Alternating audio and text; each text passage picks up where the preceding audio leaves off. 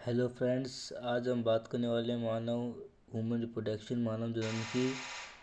तो हम इसके क्वेश्चन पढ़ेंगे। 20 इम्पोर्टेंट क्वेश्चन हैं, उनको हम देखेंगे। तो पहले क्वेश्चन की ओर जाते हैं। निम्नलिखित में से कौन सा पुरुषों का एक प्राथमिक लैंगिक अंग है? तो पहला है वर्ण कोश, वर्ण, सीसन और पुरुषत्व। तो आंसर बताइएगा। तो इसमें आंसर राइट आंसर क्या आएगा? जल्दी से कमेंट लिख के बताइएगा। इसमें राइट आंसर आएगा वर्षण। तो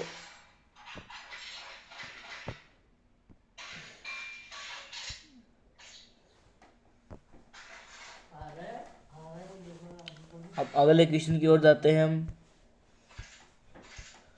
पुरुषों का एक द्वितीय लैंगिक अंग होता है। पुरुषों का द्वितीय लैंगिक अंग होता है, तो जल्दी से बताइएगा। तो इसमें आंसर आएगा शुक्रवाहक। क्या आएगा इसमें? शुक्रवाहक। अगले क्वेश्चन की ओर जाते हैं। शुक्रवाहिनियाँ जोड़ती है। पहला ऑप्शन है वर्ण को अधिवर्ण से, वक्र को मूत्राशय से, वर्ण को वृषणकोश की भित्ति से, और उपरोक्त में से कोई भी नहीं। बताओ। तो इसका राइट आंसर आ जाएगा फर्स्ट, वर्ण को अधिवर्ण से।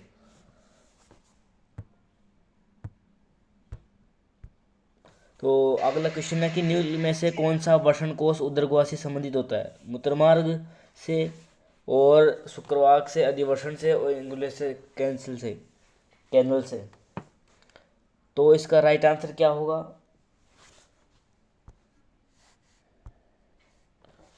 इंगुलर कैनल से। मानव वर्ण की क्रियात्मक इकाई होती है मूत्रजनन नलिकाएं, और शुक्रजनक नलिकाएं, और एचिन नली पालिकाएं, और मेल पीजी की नलिकाएं। तो इसका राइट आंसर क्या हो जाएगा? थर्ड, शुक्रजनक नलिकाएं। अगले क्वेश्चन को चलते हैं। सातवां क्वेश्चन क्या है? शुक्रजनक नलिकाओं बनी होती है शुक्राणुजनन से, ग्रंथि उपकला से, और संवेदी उपकला से, और जनिक उपकला से। तो इसका राइट आंसर क्या होगा? फोर्थ, जनिक उपकला से। अगले क्वेश्चन की ओर चलते हैं हम।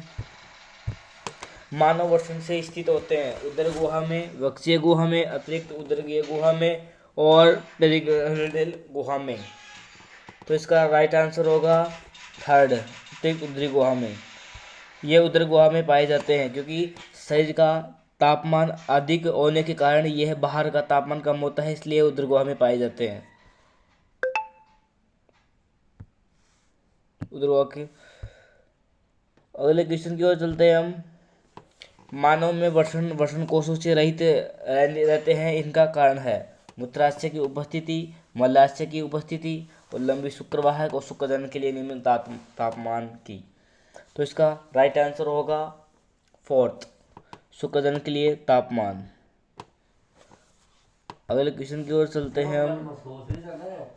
निम्न में से कथनों को पढ़िए। यह एक युग्मिक संरचना, यह एक नर मूत्रमार्ग पार्श्वभाग का उपस्थित होती है, यह एक सीसन स्नेहन सहाय करती है। उपरोक्त कथनों को एक यह कौन सी संरचना? पहला है शुक्राशय, प्रोथिन ग्रंथि, कंदमुक्त ग्रंथि, और पुस्तक ग्रंथि। तो इसका राइट आंसर होगा थर्ड, कंदमुक्त ग्रंथि। अगले क्वेश्चन की ओर चलते हैं हम। लीडिंग कोशिकाएं होती है यकृत, अंडाशय, वृषण में, और प्लीहा में। इसका राइट आंसर क्या होगा? थर्ड इसका राइट आंसर होगा वृषण में। अगले क्वेश्चन की ओर चलते हैं हम। शुक्रजनन नलिकाएं पाई जाती है यकृत में, वक्र में, अंडाशय में, और वृषण में। तो इसका राइट आंसर क्या होगा? वृषण में। आप कमेंट भी लिख के बताइएगा।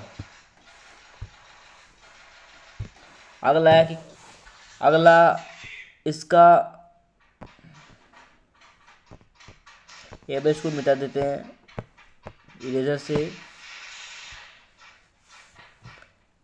तो किसमें स्त्रवण में फ्रक्टोज शर्करा पाई जाती है? शुक्राशय के और पेनिकल ग्रंथि में, काउपर ग्रंथि में, उबलोथिन ग्रंथि में। तो इसका राइट आंसर क्या होगा? फर्स्ट, शुक्राशय ग्रंथि में। क्या होगा इसका राइट आंसर? फर्स्ट।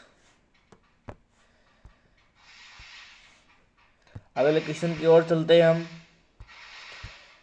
यह पुरुष जननतंत्र आरेखीय दृश्य है, इसमें उस शहद नलिका को पहचानिए जो शुक्राशय नलिका को शुक्रवाहक संयुक्त होने के कारण निर्मित होती है। तो इसका right answer A, B, D, C क्या होगा इनमें से? चलिए बताइएगा, कमेंट में लिख के बताइएगा। इसका राइट आंसर होगा फर्स्ट। फर्स्ट इसका राइट आंसर होगा।